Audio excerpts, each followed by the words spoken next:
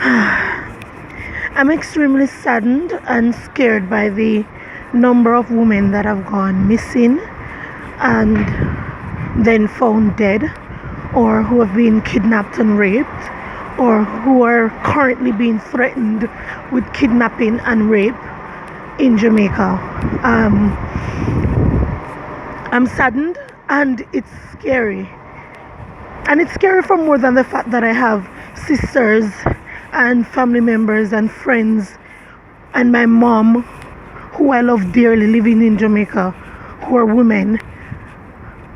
But it's scary because I myself am a woman. All the other women out there are like my sisters and my aunts and my mother. They're women.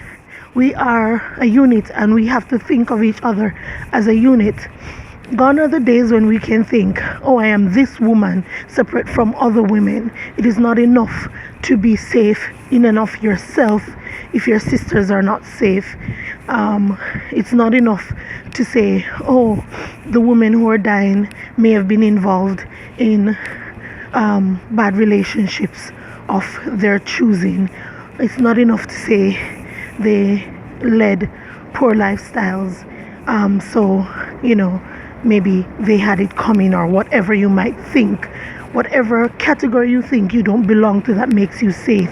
It's not enough, because it has nothing to do with what the women are doing that is causing them to be hurt by men.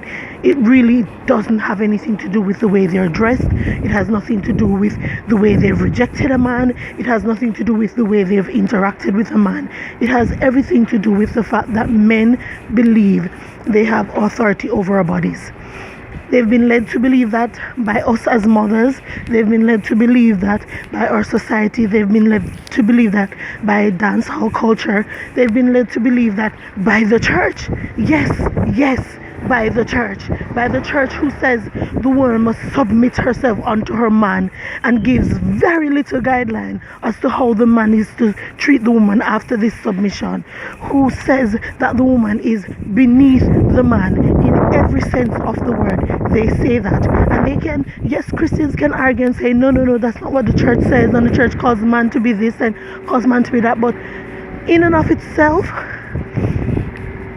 they say that women are beneath men. And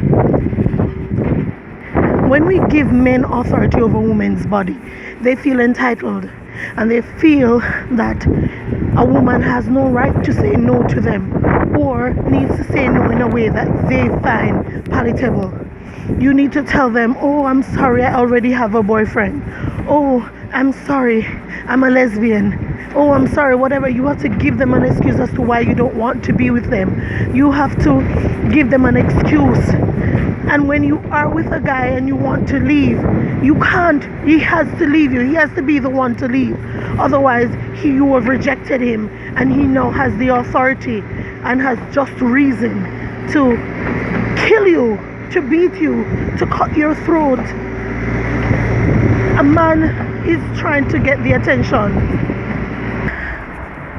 This piece of shit man trying to get the attention of a girl on WhatsApp literally tells the girl that if she rejects him, he will ensure that she's taken by him and raped by 50 other men, because she's not attracted to him, and she doesn't find him attractive, or she doesn't want to be with him. This is somebody she doesn't even know, and he's telling her, believe me, I will kidnap you and have 50 other men rape you. And he feels emboldened to say that, because whenever a woman is raped, not only is she a victim, she's now tainted according to the Jamaican society. So not only does he rape her, she comes out as the bad person in the transaction. Makes my stomach turn even to say the word transaction. Right? Our society needs to do more. The church listen, I don't care what anybody wants to say. The church, being that you're a major contributor to this subculture that men feel entitled to women's body, you need to do more to fix it. You need to do more. You need to get rid of the predators in the church.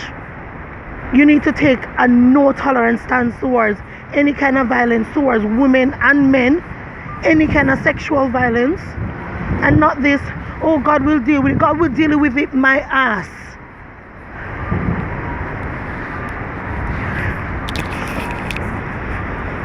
We have to do something. We cannot continue the way we are doing. We cannot. We cannot. And it's not a no thing either. People are acting like it's a no thing. It's always been happening. Just that now the men feel emboldened.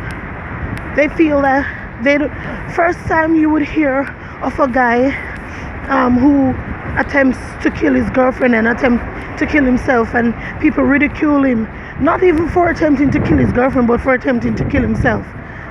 And there's no level of real accountability. It's just, listen, we have to do something.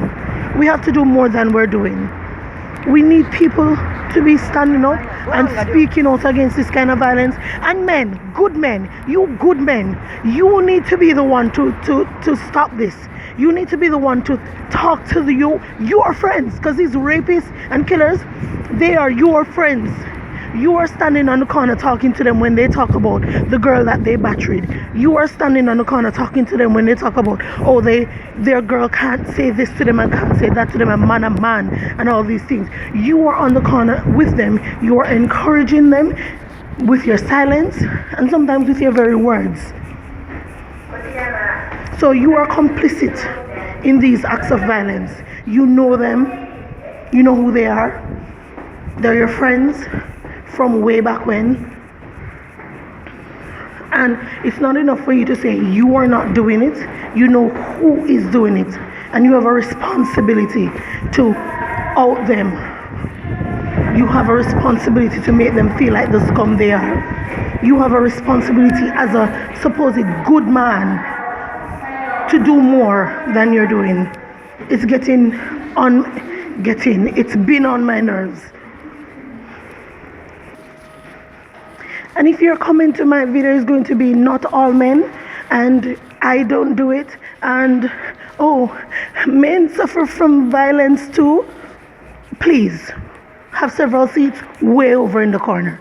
This is not about you. If you're a good man who is not raping and killing any woman, who is not complicit in the rape and killing of women, then good on you. Do you want a cookie? You can have several cookies. But if you're not doing enough, you need to know that you're not doing enough and you need to do more.